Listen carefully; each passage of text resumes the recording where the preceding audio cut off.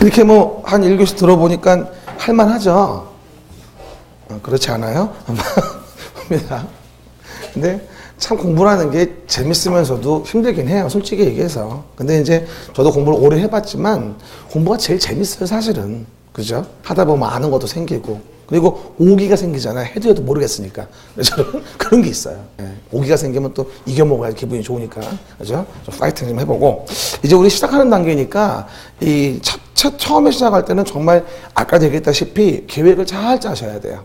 이러저런 말에 휘둘리지 말고, 그렇죠? 가장 신뢰성 있는 분한테 물어봐서, 누구한테 모르겠지만 어쨌든 확정을 짓고 거기 맞춰서 스케줄 짜고 차박차박 움직여줘야 돼요. 낭비하지 말고. 그렇죠, 여러분? 한두 달 낭비되면 그게 큰 데미지가 와요, 그게. 그렇죠? 처음이라고 지금 이렇게 했을 때가 아니야, 지금. 그렇죠? 잘 계획 짜고 착착착 진행을 해야 돼요. 그렇죠? 그렇게 그래야지 빨리 성공합니다. 그럼 일단 오른쪽에 행정 작용을 좀 봐볼게요. 그러면 이게 이제 법률 관계에 대한 부분 아까 얘기했잖아요. 나하고 공공의 관청과의 관계. 그렇죠? 이걸 알고 싶은 거잖아요, 우리가. 그러면 이제 행정의 작용과 관련된 부분을 본다라고 한다면 우리가 여러 가지 이제 행정에 대한 이펙을 얘기하는 건데, 그렇죠? 일단 법률 관계로 봤을 때 행정 주체하고 일반 개인에 대한 부분의 관계겠죠. 그 왼쪽에 위에 뭐라고 나와요? 행정 주체라고 나올 거예요. 한번 말해. 행정 주체. 그러면 이 행정 주체에 대한 부분의 내용과 그 반대 뭐가 됩니까? 행정의 객체가 있습니다. 뭐라고요? 행정의 객체가 있다. 그러면 가장 쉽게 얘기해서 이런 얘기예요. 아까 설명한 바와 같이 내 토지가 이렇게 있어요. 그럼 B라는 자가 내 토지에다가 건축물을 짓고 싶어요. 그럼 어떻게 되는 거죠? 여기다가 가서 건축의 허가라는 거를 뭐 하면 되는 거죠? 신청해 주면 되겠죠. 그러면 관련 법을 따져보고 허가를 내줄지 안 내줄지 정하겠죠. 근데 문제는 뭐냐면 이 행정 주체의 종류가 일반적으로 국가니 또는 지방자치단체니 왼쪽에 보이죠? 근데 국가니 지방자치단체니가 있는데 문제는 뭐냐면 국가지자체인 행정 주체가 말을 하고 싶은데 입이 없어요. 뭐가 없다? 입이 없다고. 그러면 입을 붙여줘야 될 거 아니야? 뭐라고요? 입을 붙여줘야 될 거 아니야? 그래서 입을 붙여주는데 그 입을 우리가 뭐라 하냐면 행정청이란 말을 써요. 왼쪽 위에 써있죠? 행정주체의 행정청이에요. 그러면 행정청은 뭐냐면 행정주체의 의사를 표시하는 국가지자체의 기관을 뭐라 한다 우리가? 행정청이란 말을 써요. 뭐라고요?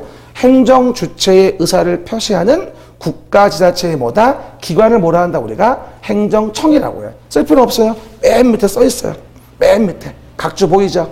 맨 밑에 행정청이란 행정에 관한 의사를 결정하여 표시하는 국가지자체의 기관. 일단 거기까지만. 뒷내용은 읽지 마라. 지금 머리 아프니까. 그렇죠, 여러분? 국가지자체의 기관이 바로 뭐다? 행정청인 거예요. 그럼 뭐 좀 물어볼게요. 서울특별시라는 행정주체가 있죠. 그럼 서울특별시라는 행정주체의 의사를 표시하는 대표적인 행정청이 누구냐면 서울시장이에요. 서울시장. 그렇죠? 또 하나 물어보죠. 국가가 있네, 국가. 대한민국이 있어요. 그럼 대한민국이라는 국가는 사실은 17개의 입을 가지고 있어요. 17부. 그럼 물어봐요. 환경과 관련된 국가의 의사를 표시해요. 누가 하죠? 환경부 장관이. 그죠? 또 해당 내용의 산업과 관련된 국가 의사를 표시해요.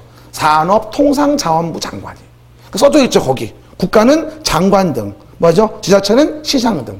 이렇게 국가 지자체의 의사를 표시하는 기관을 뭐라 한다 우리가? 행정청이라고 하는 거예요. 그래서 행정주체 의사를 표시하는 기관, 이걸 뭐라 한다 우리가? 행정청이라고 하고, 우리가 이제 1차가에서 법규를 볼 때는 그 이론적인 게 중요한 게 아니고 그 의미가 뭔지를 안 다음에 이해를 해야 돼요, 지문을 풀 때. 그렇죠, 여러분? 그래서 다시 한번 물어볼게요. 서울시라는 도시에 대해서 도시의 계획은 누가 만들어요? 서울시장이. 또 부동산 국토와 관련된 거를 국가가 해요. 그럼 국가의 부동산 관련된 교통 관련된 의사를 표시해요. 누가 해요? 국토교통부 장관이에요. 이렇게 정부에는 17부, 그 다음에 각각 지자체에는 지자체 의사를 표시하는 시장 등이 있는데 이를 뭐라 한다 우리가? 행정청이라고 얘기하면 되는 거예요. 아셨죠? 그 얘기. 그럼 이렇게 행정객체인 누구? 국민이죠. 행정직책, 객체. 오른쪽 뭐라고 나와요? 국민은 민법에서 배울 텐데 자연인이 있고 우리가 법인이 있다. 이런 말씀을 드려요. 자연인, 법인. 대부분 객체에 대해서 국민 얘기해서 자연인 그러면 또 오해합니다. 산속에서 빤스 입고 왔다 갔다 하는 사람인 줄 알고. 그게 아니라 우리 일반적인 사람들이 자연인이에요. 그리고 그들이 모여서 뭐하죠? 단체를 만들죠. 이게 보통 법인이라고 하는 거죠. 일반적으로. 우리 이제 감정평가업자가 업무할 때도 평가사인 업자가 있고 왜 법인인 업자가 있지 않습니까? 따지고 본다면 어떻게든 그렇게 볼 수도 있는 거고요. 그렇죠? 그러면 이런 행정객체가 나 건물 질 거니까요. 허가 내주세요. 신청을 하는 거예요. 그럼 뭐가 될까요? 관악구이면 관악구청장이 의사표시하겠지. 뭐라고요? 관악구이면 누가? 관악구청장이 의사표시하겠지 이제. 그러면 관악구청장이 적법하군요. 허가 내줍니다. 안 내줍니다. 이럴 거 아니겠습니까? 그럼 이렇게 해서 허가 신청을 받은 허가권자는 허가를 내줄지 안 정해야 되니까 가운데 밑에 뭐라고 나와요? 행정과 관련된 아마 법이 있을 거예요. 그럼 법이 만들어집니다. 그 옆에 써봐요. 입법 옆에. 하나만 쓰면 대표적인 게 바로 뭐다? 건축법이에요. 그러면 관련된 법이 만들어졌다. 그러면 그 법에 타당의 허가를 내줘요. 됐죠? 또 두 번째 뭐라고 나와요? 행정의 계획이라는 게 있을 때 그 행정이라는 것의 계획에 어긋나면 안 된다고 하죠. 아까 얘기했죠. 가장 대표적인 게 바로 뭐다? 서울시에 대해서는 서울시장이 계획을 만들어요. 도시계획. 그러면 서울시라는 도시에서 서울시장이 계획을 만든다? 도시계획. 그러면 그 도시계획에 어긋난다면 허가를 못 내줘요. 아까 관악산 얘기했죠? 관악산은 서울시에서 뭐 하려고? 환경을 보존하기 위해서 도시를 계획했단 말이야. 근데 그 자리에다가 건물 짓다 비가 댐비면 허가 나와 안 나와? 당연히 안 나오지. 그러면 행정에 대한 계획, 대표적으로 뭐다? 서울시에 만드는 도시의 계획이 어긋난다면 B는 허가를 받을 수가 없게 되겠죠. 그러면 행정청이 만든 계획, 활동 기준이 있다면 그 계획에 맞아야 허가를 내줄 것이다. 이런 얘기죠. 됐죠? 그리고 나서 봐봐.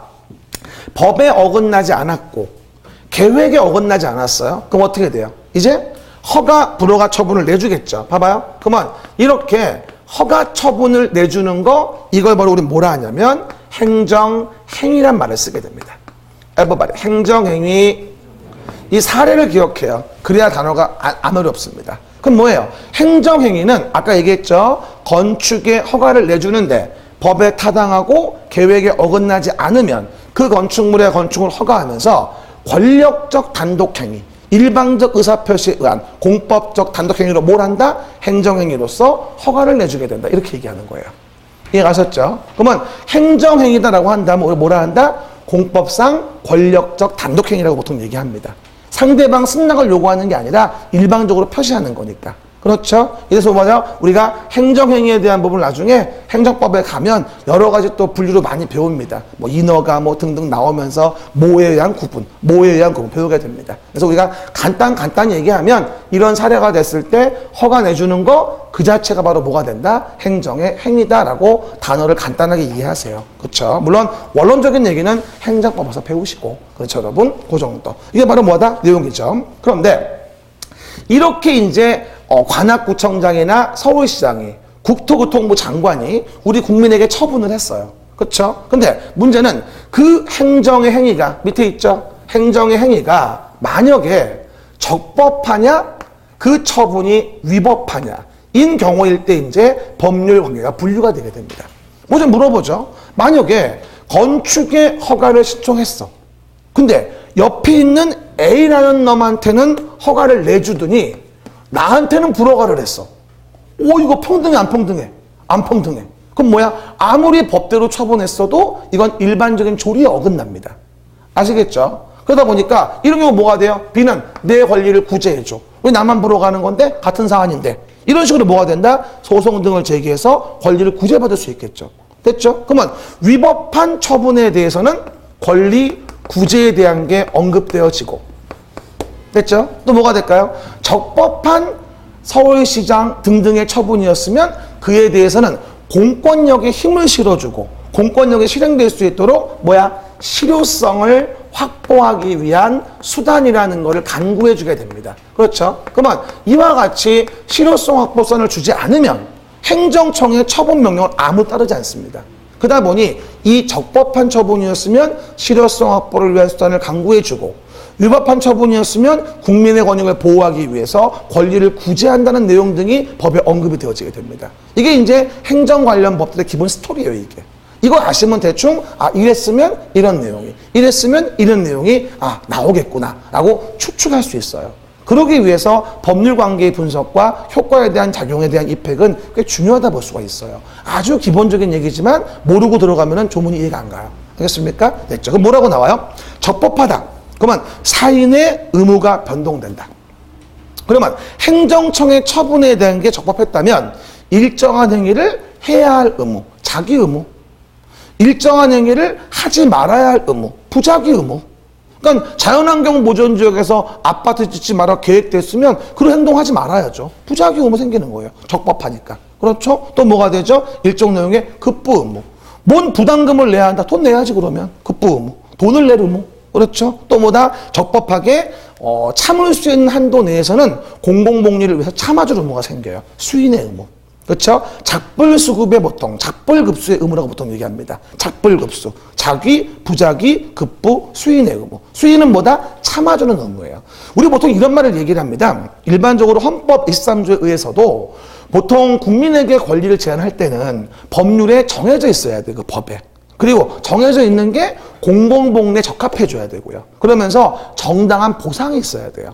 특별한 희생이 있다면 정당한 보상을 해야 한다. 이게 헌법 23조의 공법상 제한의 근거입니다. 사실은요. 이따 얘기할 거예요. 그러다 보니까 수인의 한도 내에 있다면 공공복리 증진을 위해 참아줘야 되고 수인 한도에 있다면 이거에 대해서는 특별한 희생으로 볼 수 없으니까 보상 같은 것도 없겠죠. 일반적으로.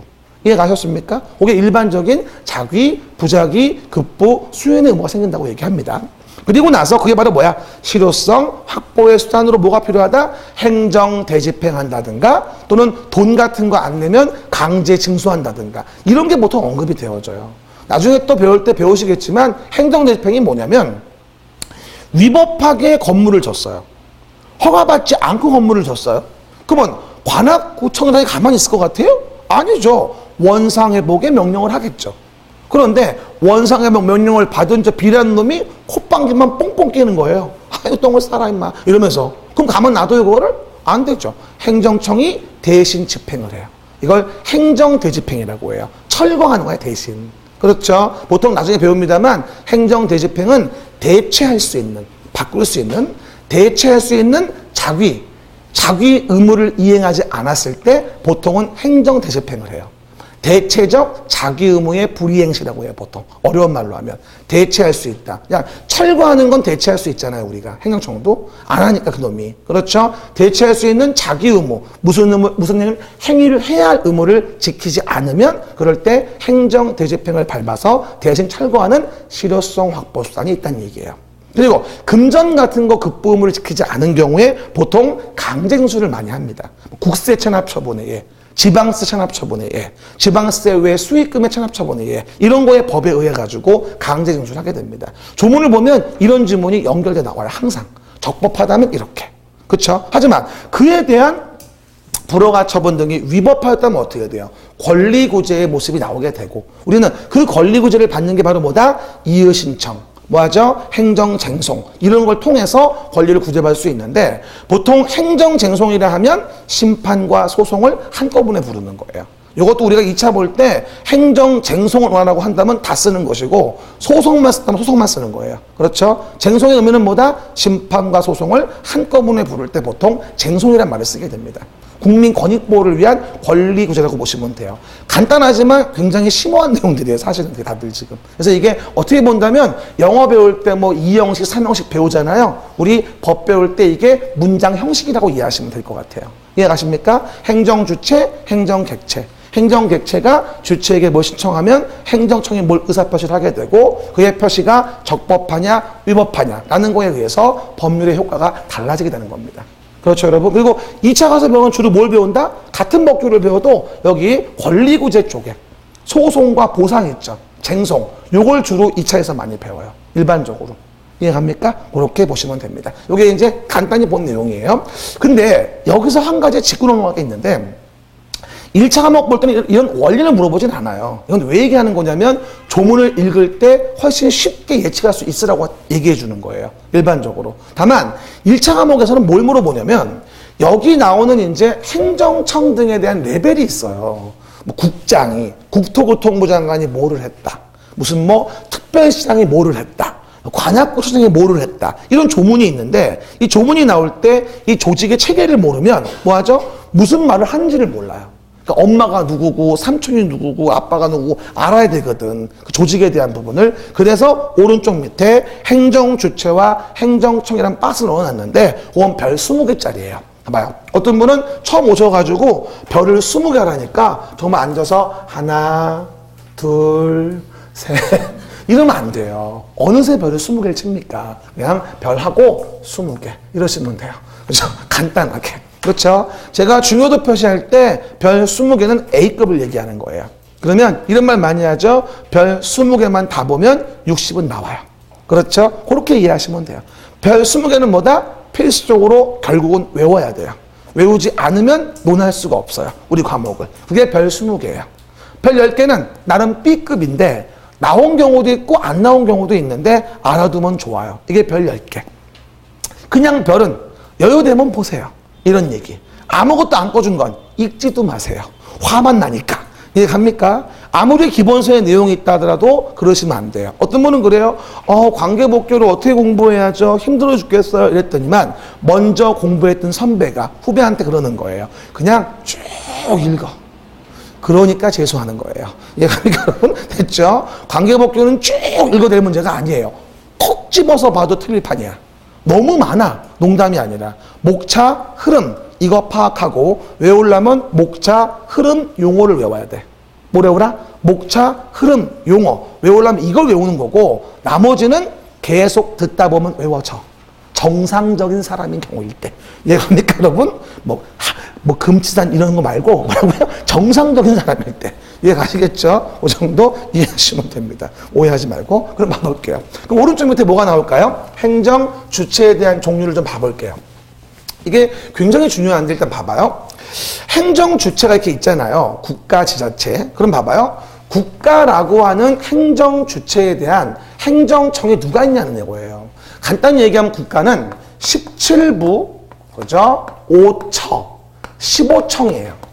원래 지금 탄핵당한 그분 정부의 마지막 청이 이거였어요. 정부 조직이. 17부, 5처, 15청이었죠. 그렇죠. 요것도 원래 처도 몇 개 안 됐었는데, 해양수산부 세월호 사건 때문에, 그렇죠. 국민안전처가 신설됐어요, 사실은. 그래가 처가 좀 늘었어요. 그렇죠, 여러분? 어쨌든 17부, 5처, 15청인데, 우리가 이제 무슨 부동산 관련된 공부를 하잖아요. 그러면 부동산 관련된 정부의 대표적인 행정청이 누구냐면 바로 국토교통부예요. 이게 굉장히 중요해요. 형 앞에 있는 거 봐요. 국토교통부. 시작. 국토교통부.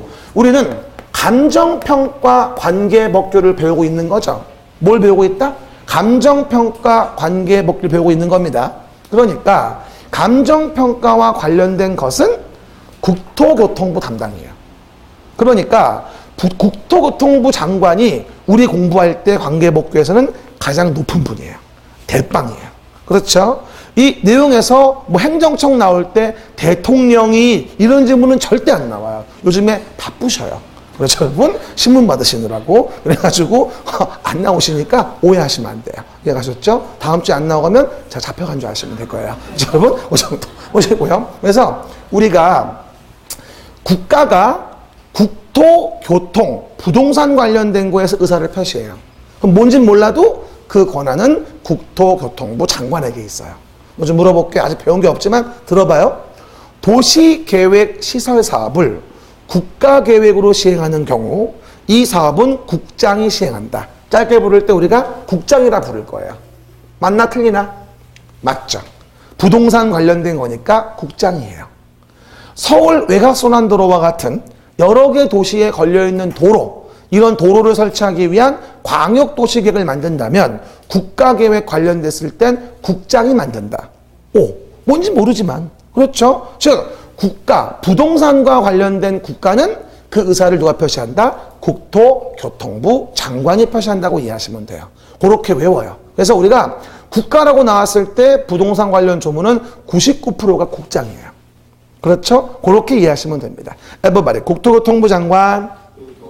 그게 제일 중요해요. 그런 다음에 수산자원 보호구역이라고 나중에 배울 텐데 수산자원 보호구역 나오면 그 권한은 해양수산부 장관에게 있다고 이해하시면 돼요. 그렇죠? 요번에 그 세월호 인양하면서 그 기름이 나와가지고 그 수산자원 보호구역 주변에 이제 미역 등이 많이 상했잖아요, 또. 그 미역 맛있는데 못 먹게 됐어요. 그렇죠, 여러분? 왜냐면 기름 묻어가지고. 그래서 그것도 뭐 보상하는 것 때문에 또 뭐 해배한다고 하대요, 보니까 또. 그렇죠? 어쨌든 간에. 그렇죠? 근데 뭐 해양수산부 장관은 내가 봤을 때는 이번 정부 5월 9일날 출범하지 않습니까, 이제? 그렇죠? 그럼 아마 없어질 것 같은 내가 봤을 때. 그렇죠? 이름이 바뀌거나. 국민의 인식이 너무 안 좋아진 그게. 그렇죠? 그래서 아마 한 가지 걱정은 지금 17부를 대충 얘기합니다만 5월 9일 이후로 바뀔 수 있어요. 무슨 얘기인지 알겠죠? 바뀔 수 있어요. 미리 예고합니다. 그렇죠, 여러분?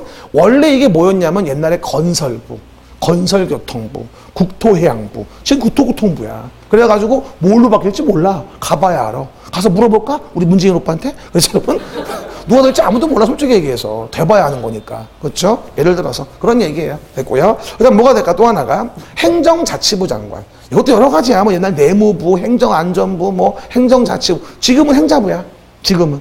이해가십니까? 보통 행장이라고 많이 해. 뭐라고요? 행장.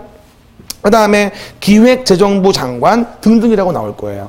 나중에 얘기하는데 기획재정부 장관은 정부의 총무라고 이해하시면 돼. 총무. 격리. 이해합니까? 정부 재산 관리하는 놈 이러면 돼. 한마디로 경제부총리. 그래서 기획재정부 장관 나오면 뭐라고 하면 될까? 기획재정부 장관 나오면 정부의 돈 관리, 총괄 관리, 재산 관리 이런 거 나올 때 보통은 기장이 나와요. 나중에 우리 아까 얘기했던 국유 재산법 배울 때 총괄 책임자를 보통 우리가 기획재정부 장관이 대빵이 됩니다. 그러니까 정부 재정 재원 관리라고 한다면 대빵이 누구야? 기장, 기재부 장관이고 국토 관련된 부동산 부분이면 국장이 대빵인 거야. 이해 가시겠습니까? 그리고 행정 관련 업무라고 한다면 행장이 대빵이겠지. 이해 가세요? 뭐 좀 물어봐요. 국가의 환경과 관련된 부분의 의사는 누가 표시할까? 환경부 장관이 있어. 그걸 환장이라고 하지. 뭐라고요? 환경부 장관, 환장. 그 다음에 국가의 산업단지, 공업 같은 걸 만드는 거 대빵 누구지? 산업통상자원부 장관, 산장이지. 이렇게 17부가 있어. 근데 그런 건 전혀 안 나오시니까 그냥 간단히만 써봐요. 환경부 장관, 환경부 장관 등등 밑에 환경부 장관 쓰시고 한 가지 더만 더 쓰면 뭐 농림축산식품부 장관 뭐 이런 거. 환경부 장관, 뭐 농림축산식품부 장관 이런 거. 그렇죠. 농림축산식품부가 당연히 뭐가 될까요? 농림축산 관련된 의사표시 하겠죠. 농림축산식품부. 그렇죠? 그래서 가장 잘 나오는 거 제가 네 가지만 써놓은 거야, 사실 위에다가. 그 중에 가장 뭐가 제일 많이 나와? 국토교통부 장관이 제일 많이 나오는 거고, 사실은. 그렇죠? 그러니까 어떤 분야인지를 이해하시고 그 분야의 국가 의사표시를 누가 표시하는지 이렇게 이해하시면 돼요. 알았죠? 그 정도. 근데 요건 쉬운데 밑에 이게 어려워. 지방자치단체. 꼭 요거 나중에 늦게 공부 시작해가지고 이 총론 수업 안 듣고 들으면서 무슨 말인지 조문이 이해가 안 가는 거야. 수업을 듣는데 조사 말고는 다 이해가 안 가. 그렇죠, 여러분? 왜? 단어를 모르니까. 그러다 보니 관계복교는 정말 스텝 바이 스텝으로 차곡차곡 해줘야 됩니다. 그렇죠? 봐봐요. 일단 뭐라고 나와요? 지자체는 광역자치단체가 있고 그 다음에 기초자치단체 이렇게 보통 구분을 해요. 근데 광역자치단체의 대표가 뭐가 되냐면 형 앞에 거 봐요. 시도지사 이런 말을 해요. 시작. 시도지사. 일반적으로 시도지사 이런 뭐라 이해하면 좋으냐면 시도지사에서의 시는 봐봐 특별시, 광역시, 특별자치시 이게 시도의 시예요. 그러니까 성남시 이런 거 안 들어가요. 시도지사는 이러면 특별시, 광역시, 특별자치시 이걸 얘기하는 거예요. 그럼 물어봅시다. 특별시가 어디예요? 세울.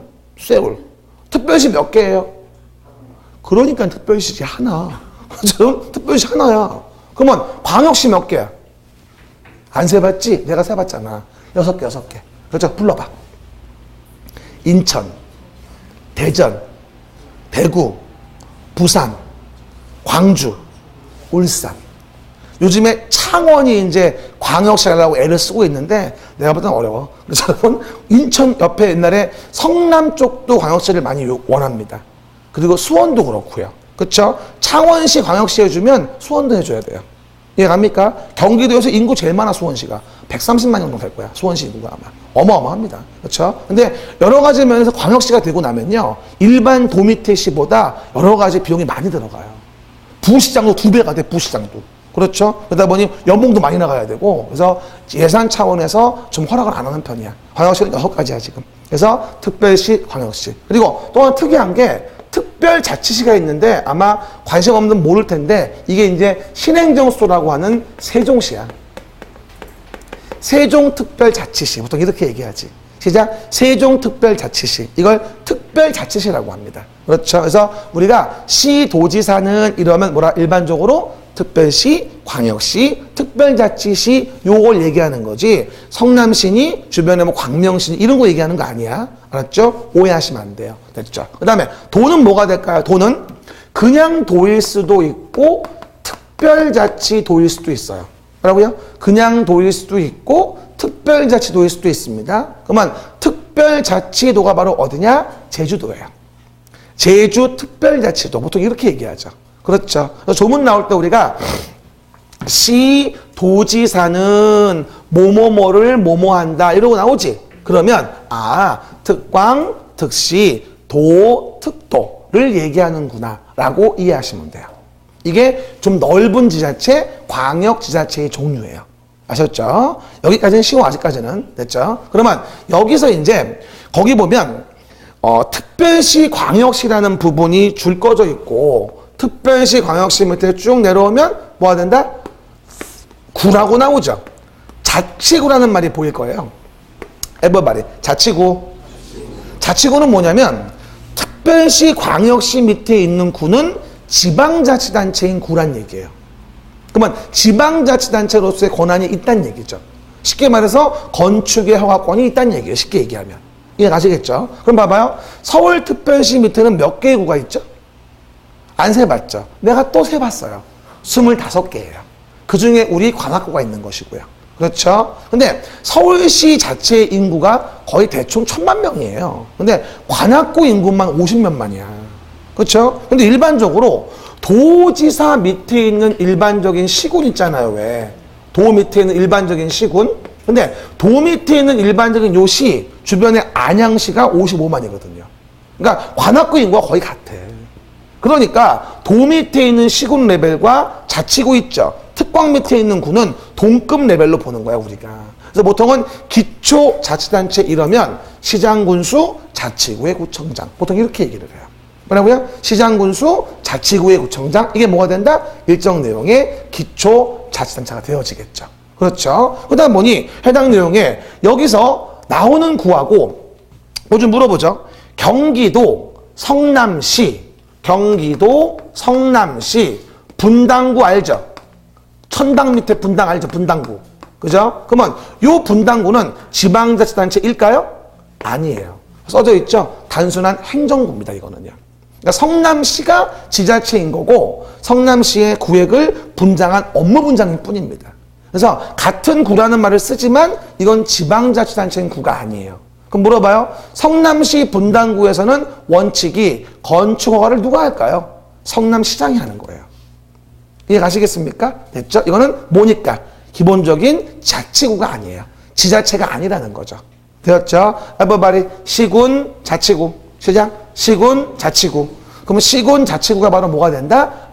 기초지자체의 모습이 되겠구나. 이렇게 이해하시면 돼요. 그런데 거기 보시면 특별자치시 밑에 뭐라고 나와요? 특별자치시 밑에 이읍, 구면, 이동이라고 나오죠.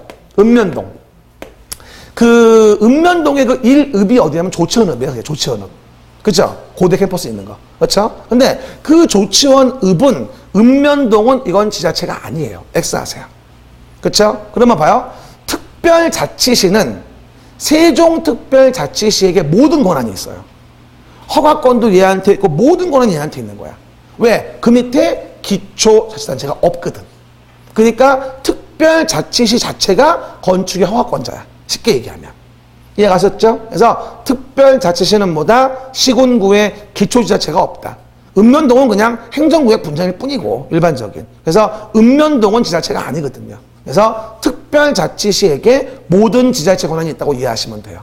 어디일 땐? 세종특별자치시일 때는요. 그 구분해놔야 조문이 이해가 됩니다. 됐죠? 그런 다음에 바로 옆에 도 있죠.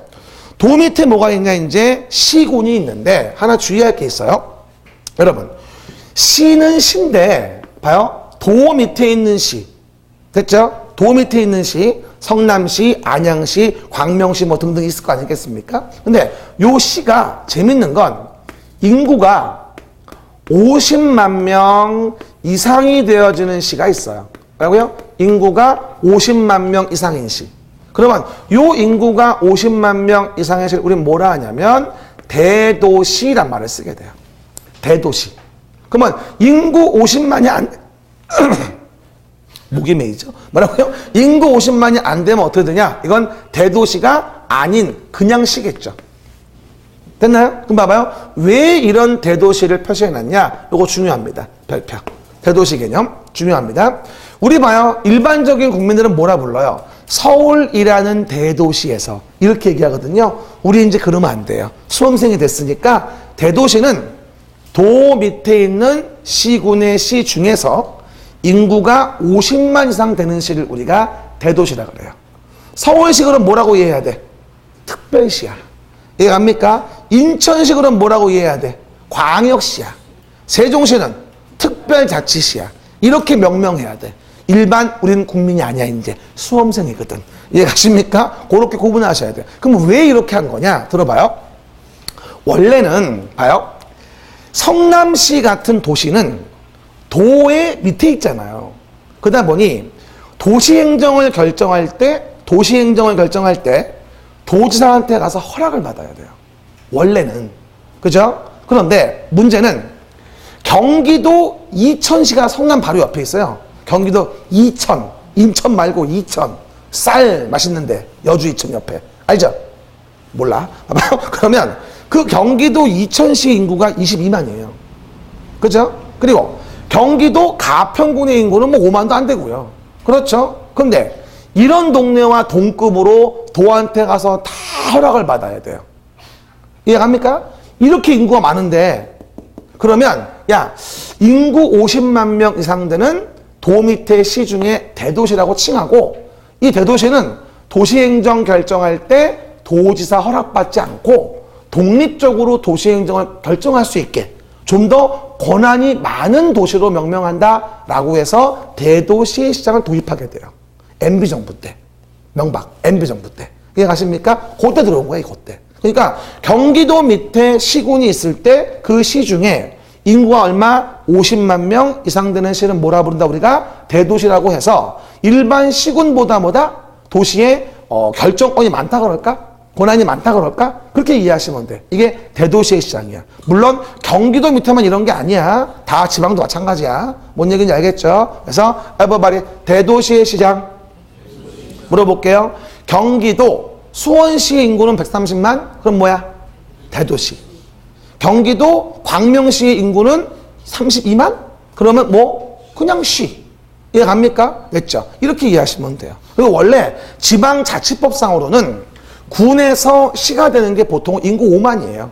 인구 5만 되면 군에서 보통 시가 되거든요. 근데 꼭 그렇지도 않아요, 일반적으로. 그렇죠? 어쨌든 시군의 군은 인구가 좀 더 작은 도시구나라고 이해하시면 돼요.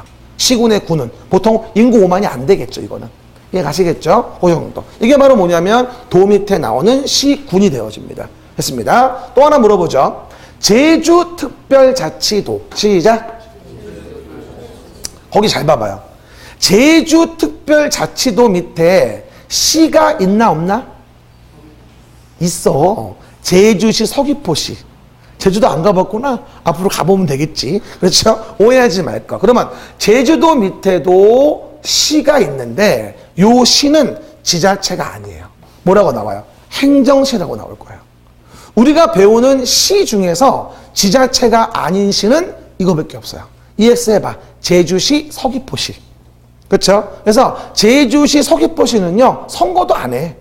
임명직이야 그냥. 그쵸? 제주특별자치도만 선거하는 거야. 도지사만. 이해가셨죠? 그러면 제주는 별도의 어떤 연방 중에 하나의 방이야. 따지고 본다면 미국으로 본다면 연방 중에 하나의 방인 거지, 일종의. 그래서 별도의 독립성을 인정한 도야. 특별자치도, 뭐 교육, 뭐 등등 연구 이런 것들에 경제 이런 거 좀 자유권을 많이 준 거야. 쉽게 얘기하면. 그렇죠? 그래서 제주도는 특별자치도만이 지자체야. 그 밑에 시는 뭐야? 지자체가 아니야. 이걸 이해해놔야 돼. 그럼 물어봐. 제주특별자치도 제주시에서 건축허가 누가 해? 제주특별자치도지사가 합니다. 이해갑니까? 거기에 원칙은 법상 시장 허가권이 없어요. 물론 위임하는 경우가 있긴 합니다만 원칙은 없어요. 알겠습니까? 이게 바로 뭐다? 지자체의 기본 종류예요. 됐죠? 또 하나 물어봅시다. 여기 광역시 있잖아, 광역시. 요거 동그라미 하고 광역시 동그라미 해봐. 광역시 어딘지 찾았어요? 동그라미 하고 일로 봐. 이렇게 해서 여기 군으로 가. 동그라미 해봐. 군. 광역시 동그라미 하고 여기 군으로 화살표 해봐. 군. 됐죠? 그럼 뭐 좀 물어봅시다.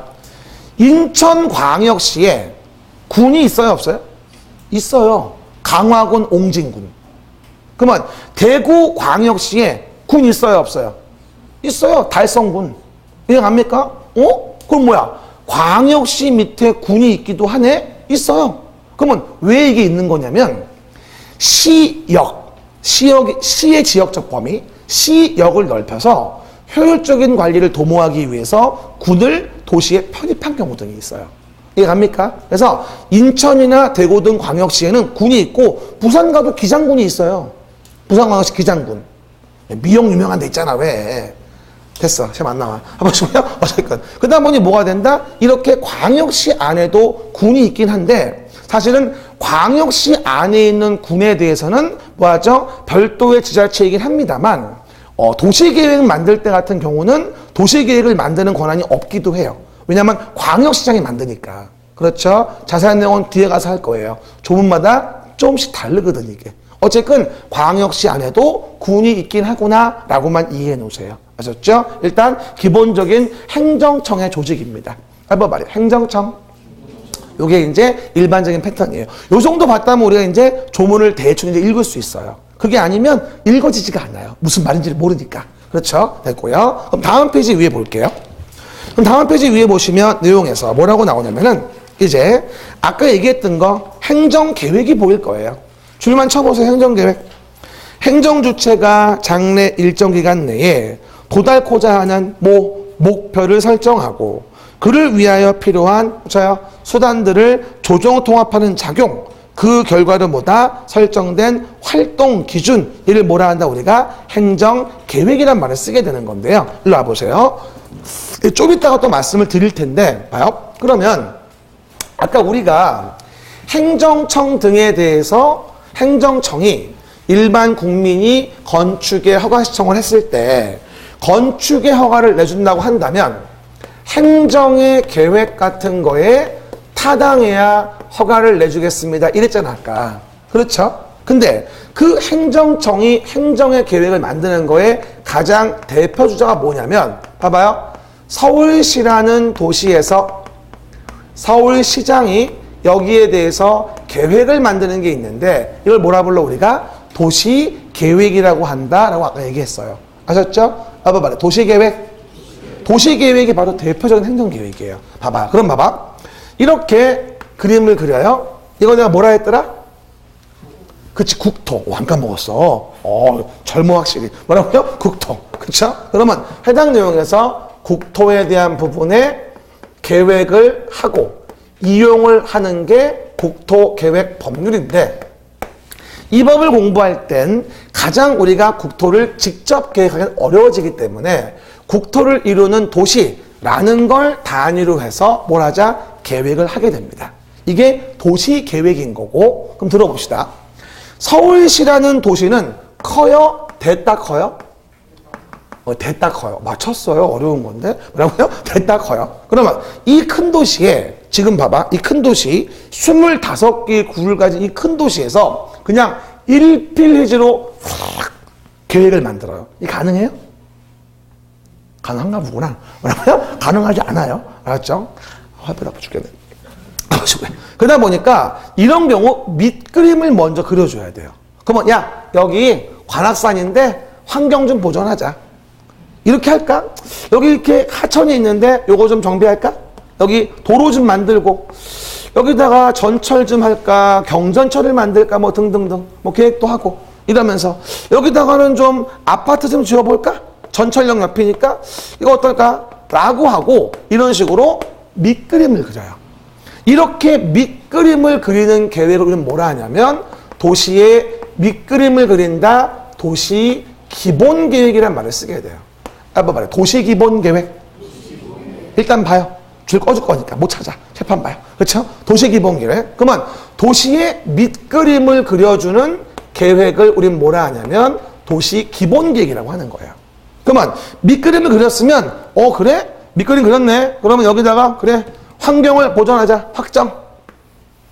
여기 하천 만들고 여기 도로 만들고 경전철은 요즘 의정부 보니까 수익성이 안 나와. 하지마. 등등. 그리고 뭐다? 아파트는 이렇게 이런 식으로 도시를 확정해요. 계획을. 이렇게 확정하는 계획을 뭐라 하냐면 우리가 도시관리계획이라는 말을 쓰게 돼요. 뭐 말해? 도시관리계획.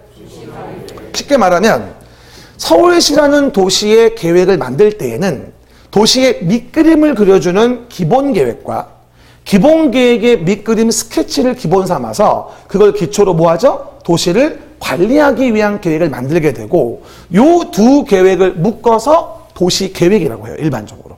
그렇죠? 그럼 봐요. 도시관리계획을 제가 한번 길게 얘기해 볼게요. 서울시라는 도시에서 서울시장이 도시를 관리하기 위하여 구체적으로 만드는 계획. 시작. 너무 길어? 봐봐. 안 긴데? 뭐라고요? 서울시란 도시에서 잘라서 시작.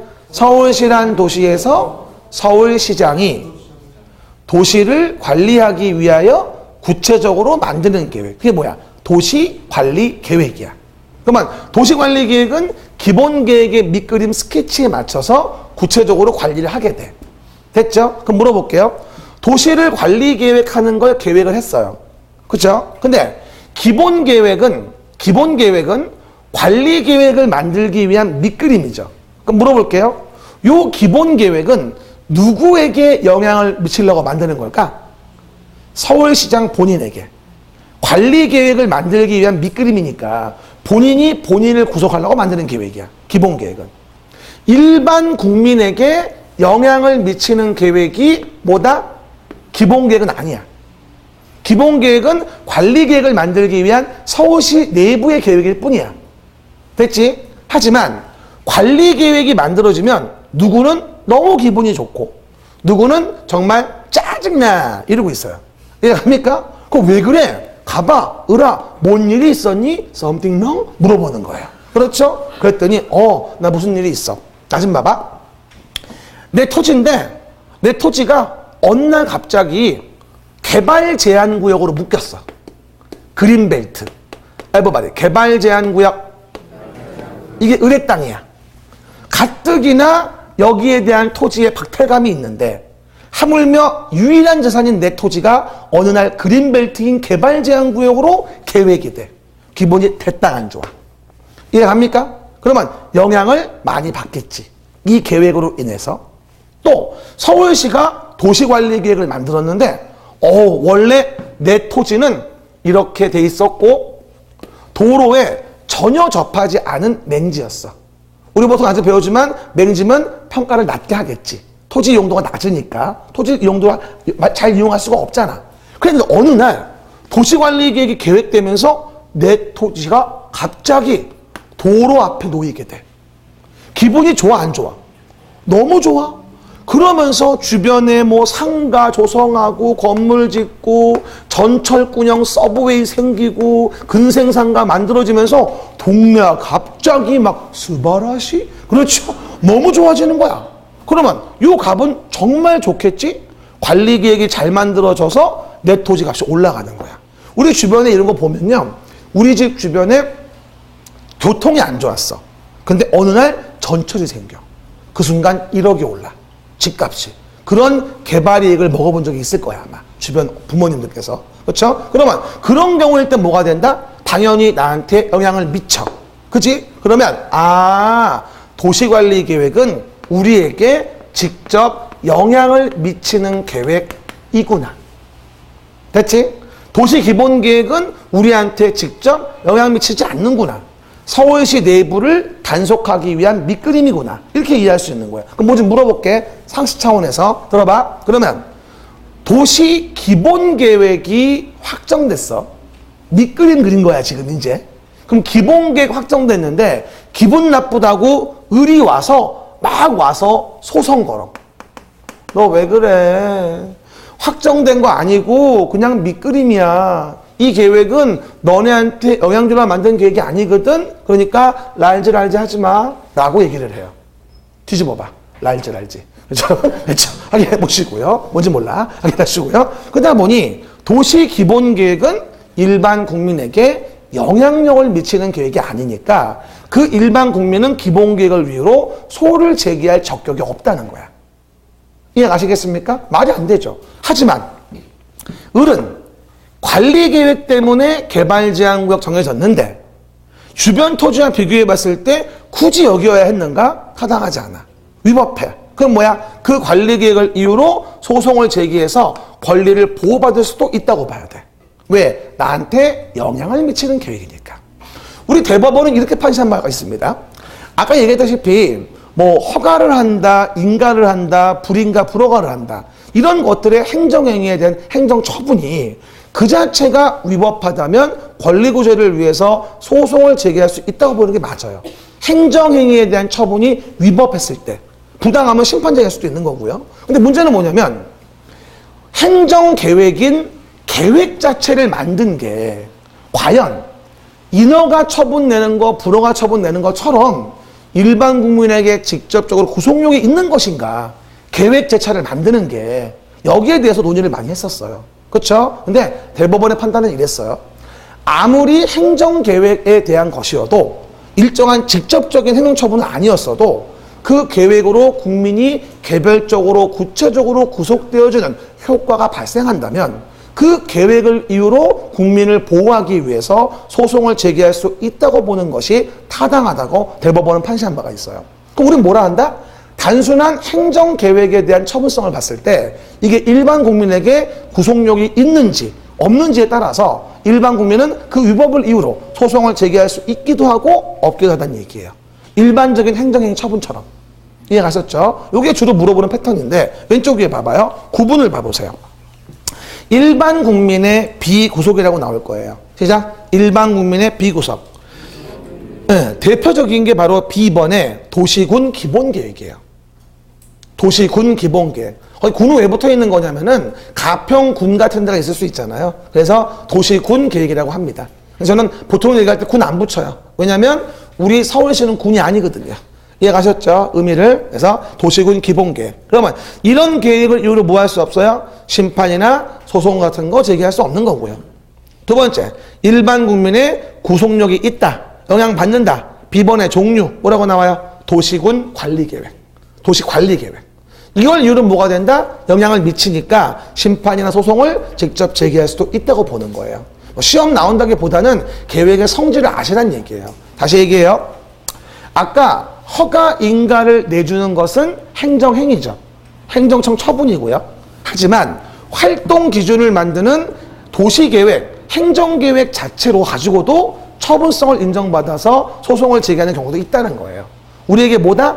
직접적인 영향을 미치는 계획이라고 한다면. 이해가셨죠? 그게 바로 뭐다? 대표적인 게 도시관리계획이에요. 그렇죠? 난 정말 거짓말이 아니라 이렇게 별로 안 비싼 땅 하나 사가지고 도시관리계획이 잘 만들어져서 땅값이 많이 올라가면 팔고 나와서 돈 좀 벌어보고 싶어요. 이게 어떨 때 가능하죠? 이 비선 실세는 돼야 가능하죠. 아무나 할 수 있는 일이 아니에요, 이게. 이 정보를 미리 안다는 거예요. 그 뭐 있잖아, 무슨 수석, 그 양반. 그죠? 무슨 뭐 개발제한구역 토지를 사모님이 샀대요. 근데 그냥 샀대요. 아무 이유 없이. 그리고 나서 올라서 팔았잖아요, 왜? 그냥 팔았대요. 네. 이게 말이 돼야 안 돼요. 뭔가가 있는 거 아니에요. 다 알고 있는 거잖아요. 그러니까 미리 산 거지. 나도 그러면 강의하기 싫어. 입도 아프고 그냥 돈 벌고 싶어 땅 팔아가지고. 그죠? 그러면 안 돼. 우월적 지위를 위해서 남용하면 안 되지 그런 것들. 그러니까 좀 잡혀가려고 그러는 거 아니에요. 근데 참 똑똑한 양반이야. 아, 저만 하면 잡혀. 그만 얘기해야지. 아버지, 그 정도 잡혀갈 수 있어. 그만 얘기해야 돼. 아버지고요. 지금 한참 심판 중이지 않습니까? 여러 가지 심사 중이죠. 어쨌건 어떻게 되겠죠. 이게 바로 뭐가 되냐면 도시에 대한 계획에 대한 부분입니다. 사실 우리가 촬영을 안 하면은 참 많은 말을 하고 싶은 게 많아요, 내가. 근데 찍고 있어가지고 말을 못해요. 보시고요. 그럼 내용에서 보시면 됐고, 밑에 보시면 뭐라고 나와요? 행정의 실효성 확보 수단. 여러 가지가 있어요. 아까 제가 행정대집행, 강제징수 그런 거 얘기한 거예요. 지금 얘기 안 해요. 오른쪽에 행정구제 그런 게 있어요. 줄만 쳐놓고 있습니다. 그럼 나머지는 됐고 넘어가시면 이제 10페이지 봐볼게요. 10페이지 보시면 국토의 계획 및 이용에 관한 법률. 시작. 국토의 계획 및 이용에 관한 법률. 바로 앞 페이지 보시면 이제 제목이 나올 거예요. 뭐라고요? 국토의 계획 및 이용에 관한 법률. 그리고요, 우리 지금 좀 피곤하니까 두 팔 좀 틀어봐요. 기지개 피는 거예요. 동영상 보는 분도 해요. 이렇게. 우리요, 그런 게 있어요. 제가 처음이라 얘기하는데, 여러분 수업 들을 때 왜 너무 피곤할 때가 있잖아요. 그럼 너무 피곤한데 잠을 참으려다 보면은요, 쌍꺼풀 좀 그려주고 이렇게. 눈인데, 너무 피곤하면 어떻게 되죠? 검은 자가 이렇게 위로 붙어, 이렇게. 검은 자가. 이 밑에 흰 자야. 눈인데. 그렇죠. 근데 이게 앞에서 보면요, 너무 무서워요, 이게. 앉아가지고, 하고 있는 거야. 한둘이 아니야. 단체로. 내가 밤에 집에서 불을 못 꺼. 그렇죠, 여러분? 눈 뜨고 너무 졸리면 잠깐 감어, 이렇게. 그리고 뜨면 돼. 아셨죠? 중간중간 피곤할 때 두 팔 들 거니까 기지개 좀 들고 이렇게 몸 좀 트고 스트레칭 좀 하고. 스트레칭이 중요하대. 그래야지 살 빠진대. 나는 안 해서 이래. 봐봐요. 그 정도 보시면 되고. 근데 별명 뭔지 알죠? 똥땡이에요. 봐보시고요. 그러면 다음 페이지 위에 봅시다. 그럼 이제 국토의 계획 및 이용에 관한 법률의 왼쪽에 목차가 나와요, 이제. 그렇죠? 이 첫 페이지에 나오는 요 목차가 국토계획법의 전부야, 사실은. 그렇죠? 그럼 칠판 봅시다. 그러면 이제 하나하나 법마다 어떤 게 있는지 지금 입문과정은 그 법의 내용을 소개하고 뭘 배웠는지 정도만 틀만 잡아줍니다. 왁구를 잡는다고 보통 얘기하죠. 알겠습니다. 왁구 이런 말씀 안 되고. 나봐요. 그러면 첫 번째, 국토의 계획 및 이용에 관한 법률을 배웁니다. 시작. 국토의 계획 및 이용에 관한 법률, 한마디로 국토계획법이라고 합니다. 이 법은 시험에서 13문제가 나옵니다. 그렇죠. 사실은 뭐 기본적으로 한 문제당 2.5점이니까 국토계획법만 따져봐도 거의 뭐 몇 점인 거야? 따지고 보면 10문제면은 뭐야 25점, 32.5점이네. 국토계획법만. 그렇죠? 산수 안 되지 또? 한 문제당 2.5점이야. 그렇죠, 여러분? 됐죠? 어마어마하죠. 몇 개만 더 맞추면 꽈락을 넘길 수 있는 거야. 그렇죠, 여러분? 3개만 더 맞추면. 그 다음에 이런 경우일 때 국토라는 것을 계획하는데, 시작. 국토라는 걸 계획하는데 직접적으로 국토를 계획하는 건 상당히 어렵다. 이해됐죠? 그럼 어떡하자? 이런 경우는 이렇게 도시라는 거를 단위로 계획을 하자. 시작. 도시라는 거를 단위로 계획을 하자. 이를 뭐라 한다? 우리가 도시계획이라는 말을 쓰게 돼요. 일단 들어보세요. 찾지 말고. 됐어요? 그러면 도시에 대해서 계획을 하는데 금방 제가 뭐라고 했냐면 서울시란 도시는 복잡하니까 밑그림을 그리는 계획을 먼저 만들어줘야 돼요. 그리고 뭐라 부르죠, 우리가? 도시 기본 계획이라 불러요. 오른쪽에 위에 보이죠? 봐봐요. 도시 기본 계획, 시작. 그러면 도시 기본 계획은 뭐가 된다? 지침인 거야. 밑그림인 거고. 살짝 써봐요. 도시군 기본 계획 옆에. 뭐라고요? 지침이고 뭐가 된다? 밑그림인 거지. 도시의 계획을 만들 때. 그리고 나서 도시 기본 계획의 지침을 받았으면 기본 계획에 맞춰서 도시를 관리하기 위하여 계획이라는 걸 만들게 돼요. 봐봐요. 도시관리 계획, 시작. 도시관리 계획. 그리고 요 두 계획을 묶어서 뭐라 한다, 우리가? 묶어놨죠, 내가? 이걸 도시계획이라고 해요. 군은 가평군일 때 군 계획이에요. 저는 그냥 도시계획이라 부를 거니까 노여워하지 마세요. 아셨죠? 그러면 도시계획은 어디에 만드는 것 같아요? 뭐라고 써있어요? 특별시, 광역시, 특광. 보이죠? 도시군 계획. 특시가 어디예요? 특별자치시. 아까 이걸 우리가 특시로 부를 거야. 약속해 지금부터. 특시. 이건 뭐라고? 특별자치시. 약속합니다. 그리고 특도, 특별자치도. 그렇죠? 일반적인 시군. 그래서 특광, 특시, 특도, 시군에서 도시마다 계획을 만들어요.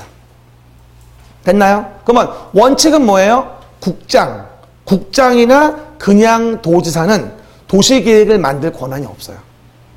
이해가요? 뭐 좀 물어봐요? 도지사는 그 도의 도시계획을 만든다? 그런 말 없어요. 이해갑니까? 특별시, 광역시, 특별자치시, 특별자치도, 시군이 그 도시의 계획을 만드는 거예요. 그럼 물어봐요. 경기도 성남시의 도시계획을 누가 만들어요? 성남시장이 만드는 거예요. 이게 법에 정해져 있어요. 그 권한이 누구한테 있다고. 우린 그거를 기억해야 되는 거예요. 왜 그래요? 왜 그러긴 권한을 걔를 준 것 뿐이지. 관리 용이성을 위해서. 이해갑니까? 다시 물어봐요. 원칙적으로 국장은 도시계획을 만들 수 있을까요? 못 만들어요. 하지만 국가계획과 관련된 경우는 국장이 도시관리계획을 직접 만드는 예외가 있긴 해요. 그렇죠? 왜? 국가, 부동산 관련된 국가는 국장이니까.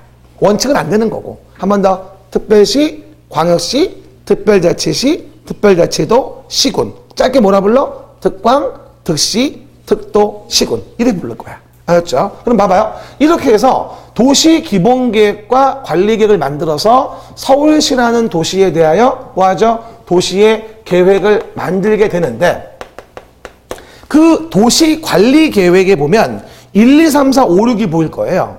요 도시관리계획의 내용 1, 2, 3, 4, 5, 6이 우리 국토계획법의 거의 70%예요. 이걸 하나하나 배우는 게 국토계획법의 거의 대부분입니다. 사실은.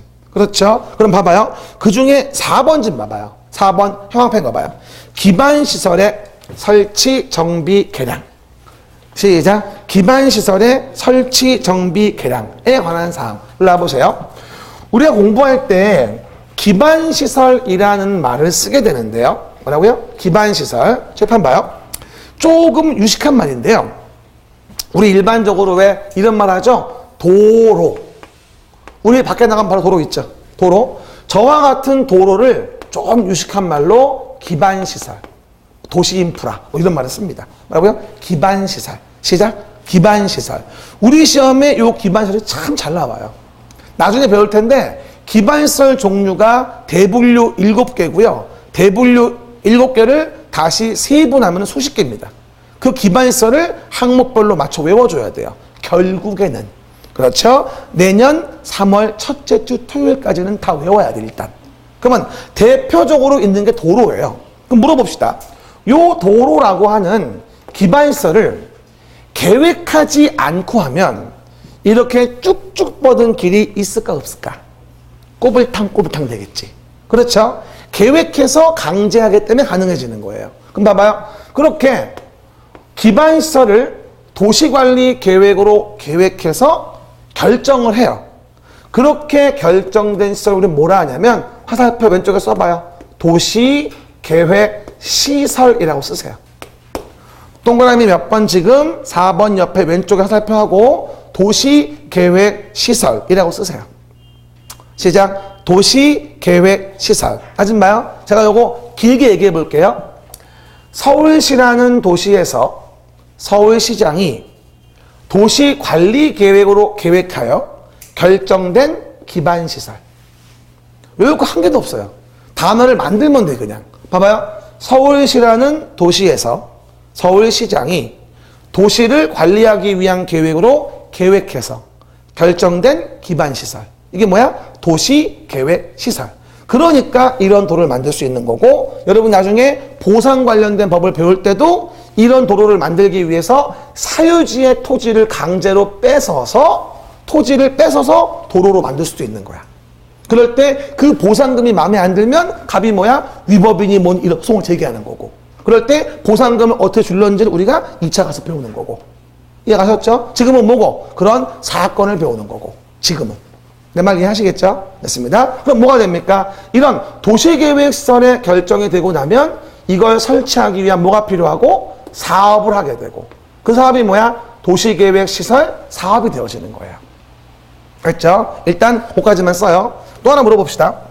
아까 제가 서울 외곽순환도로를 예로 들었습니다. 뭐라고요? 서울 외곽순환도로. 그러면 이와 같이 여러 개의 도시에 걸려져 있는 길이 있어요. 뭐라고요? 여러 개의 도시에 뭐가 돼 있다? 걸려져 있는 길이 있다. 그럼 봐봐요.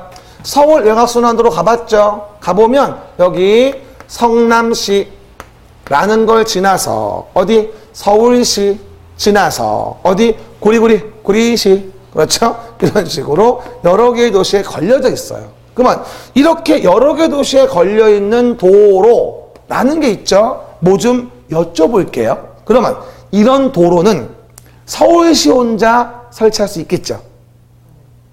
아닐걸? 뭐라고요? 여러 개 도시에 걸려있는데 어떻게 서울시 혼자 하겠어요? 이럴 때는 이런 것을 광역계획권이라는 거로 묶어주게 됩니다. 바로 위에 봐봐요. 광역계획권 보이죠? 뭐라고요? 광역계획권. 그러면 광역계획권 밑에 써봐. 밑줄 긋고 광역시설 체계적 정비라고 쓰세요.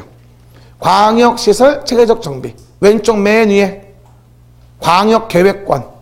그 밑에 씁니다. 광역시설 체계적 정비. 시작. 광역시설 체계적 정비. 일로 와보세요. 그러면 이와 같은 도로는 서울시 혼자 감당할 수 있는 게 아니니까 이걸 우리는 광역시설이란 말을 쓰게 됩니다. 그러면 서울시 내의 도로면 서울시장이 도시관리계획으로 계획합니다만 여러 개 도시에 걸려있는 도로면 서울시 혼자 할 수가 없으니까 이거는 기반시설 중에서도 우리는 광역시설이라 불러요. 광역시설. 그러면 이런 광역시설은 여러 개의 도시가 협의해서 설치해야 되니까 거기에 만드는 계획이 뭐야? 바로 광역도시계획이 되어집니다. 광역도시계획. 그럼 봐봐요. 광역도시계획은 어디에 만드는 거예요? 광역계획권에 만드는 거예요. 이해돼요? 다시 물어봐요. 도시계획시설은 어떻게 해야 돼? 도시관리계획으로 계획해서 하는 거고요. 밑에 있죠? 광역시설은 어떻게 됩니까? 광역계획권 정해지면 광역계획권의 장기 발전 방향을 제시하기 위해서 시작. 광역계획권의 장기 발전 방향을 제시하기 위해서 계획을 만드는데 이게 바로 뭐야? 광역도시계획이 되어지는 거죠. 됐습니까? 또 하나 물어볼게요. 외우려고 하지 마요. 이해만 해. 물어봐요. 서울 외곽순환도로가 들어온다고 했어요. 그럼 이 자리에 도로가 지나가겠죠. 무슨 도로? 서울 외곽순환도로가. 근데 서울시에서 이 자리에다가 아파트를 짓겠다고 계획을 했어요. 외곽순환도로 지나가야 되는데 말 돼야 안 돼요? 그러면 이럴 때 누가 이길까?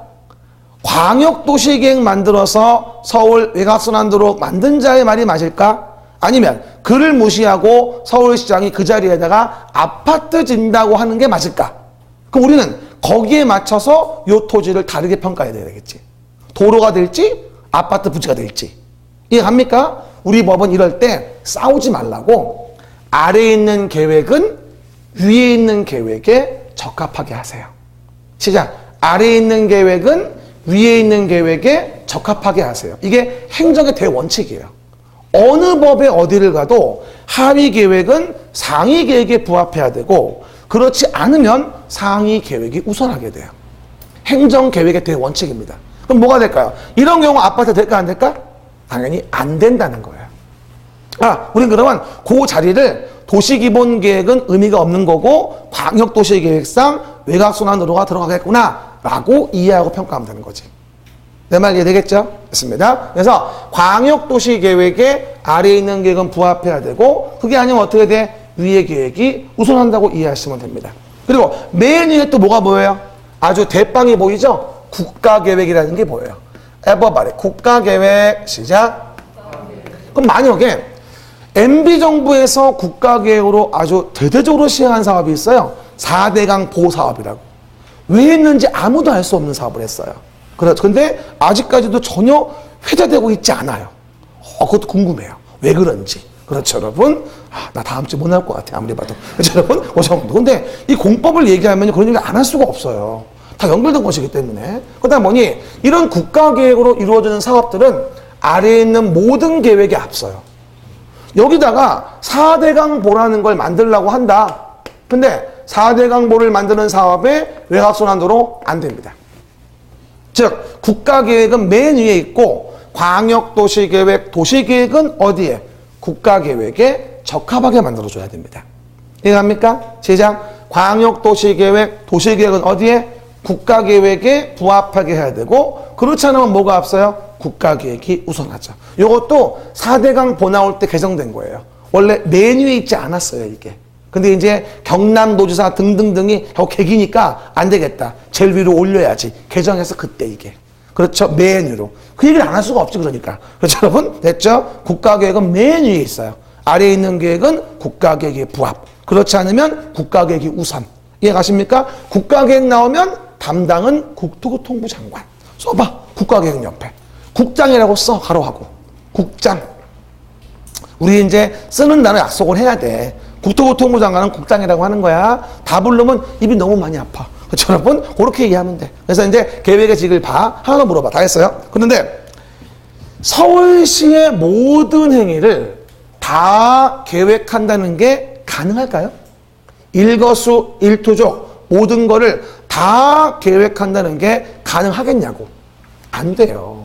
내 자신의 인생도 완벽한 계획이 안 되는데 이 큰 도시를 어떻게 완벽 계획을 합니까? 말이 안 되지. 그러면 우리 학원 건물 하나 짓는 거를 철저히 계획해야 돼요? 서울시에서? 택도 없는 소리야. 그러면 모든 거를 계획할 수 없기 때문에 계획하지 않은 행위는 하다못해 건물 한 동을 줘도 난개발이 이루어져요. 그러면 우리 학원 건물을 졌다. 100층을 졌다. 주변에 도로가 이거밖에 안 된다. 어떻게 될까, 이 동네가? 난리가 나겠지. 그럼 뭐가 되죠? 그와 같은 계획하지 않은 행위는 난개발을 방지하기 위해서 규제가 필요해요. 오른쪽, 왼쪽 맨 밑에. 그게 바로 개발행위 허가예요. 그러면 개발행위 허가 그 위에 반대말 표시 보이죠? 그렇죠? 그 옆에 써봐. 계획하지 않은 행위라고 쓰세요. 계획하지 않은 행위. 간단히 얘기해서. 그럼 개발행위는 뭐다? 계획하지 않은 행위를 개발행위라고 하는 거야. 뭐요? 계획하지 않은 행위. 시작. 그럼 봐봐. 계획하지 않은 행위를 뭐라 한다 우리가? 개발행위라는 말을 쓰게 되고, 계획하지 않은 행위는 아무래도 난개발 문제, 기반시설 도로 좁아지고 환경 위에 생기고 이런 걸 전혀 고려하지 않고 하기 때문에 그걸 규제하기 위해서 허가를 받게 해요. 이를 뭐라 한다 우리가? 개발행위 허가란 말을 쓰게 됩니다. 개발행위 허가. 마찬가지 개발행위의 허가권은 누구한테 있어요? 특별시, 광역시, 특별자치시, 특별자치도, 시군에게 있죠. 아, 결론적으로는 지역적인 범주는 동일하구나. 도시계획을 만드는 것도 서울시장, 계획하지 않은 행위를 허가하는 것도 서울시장. 그러면 계획하지 않은 행위를 할 때는 그 개발행위 하는 자한테 야, 너 도로 좀 넓혀.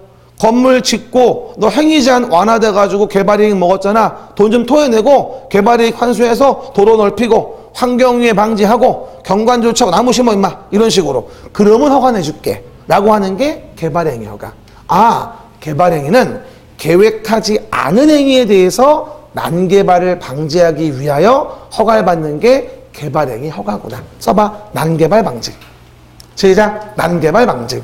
바로 뭐다? 그게 개발행위 허가의 의도입니다. 여러분 봐요. 간단하게 정리합시다. 알바 말해. 정리. 일로 와봐요. 정리하기 싫어요? 정리. 결론적으로는 도시계획이라는 게 이 법의 핵심인 거예요. 서울시라는 도시를 잘 이용개발 보존하기 위해서 서울시를 계획하는 게 이 법의 핵심이야.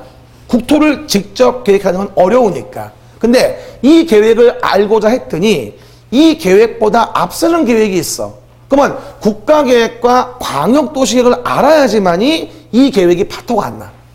내 말 이해돼요? 그래서 위에 있는 게 공부를 하는 거고, 계획을 해야 되는데 모든 걸 계획할 수는 없으니까 계획하지 않고 하는 행위도 난개발 방지를 해야 돼. 그래서 개발행위를 허가받게 해. 그러면 이 법의 핵심은 뭐야? 도시계획을 배우는 거고 계획하지 않은 거는 허가받게 하는 거야. 됐습니까? 이게 바로 국토계획법의 전체 목차예요. 이거를 하나하나 배우는 게 할 일인데 굉장히 간단해 보이잖아요. 이 내용이 엄청나게 많아 이게. 여기서 분파된 내용이 무지하게 많습니다. 그러니까 전체 숲을 먼저 봐야 돼. 이걸 이제 하나하나 배울 거야 앞으로. 쉬었다가 오른쪽으로 갑니다.